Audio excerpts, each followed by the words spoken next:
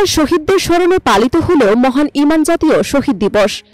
এই উপলক্ষে রাজধানীতে আয়োজিত হয় এক বিশাল দোয়া এবং মিলাদ মাহফিল, যার আয়োজন করে আন্তর্জাতিক সংগঠন ওয়ার্ল্ড সুন্নি মুভমেন্ট এবং বিশ্ব হিউম্যানিটি রেভলিউশন। অনুষ্ঠানে হাজারো ধর্মপ্রাণ মানুষ অংশগ্রহণ করেন।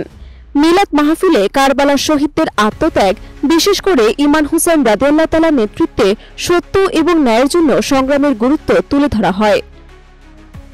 বক্তারা বলেন, কারবালার শহীদরা কেবল অতীতের ইতিহাস নন, তারা মানবতার পথপ্রদর্শক।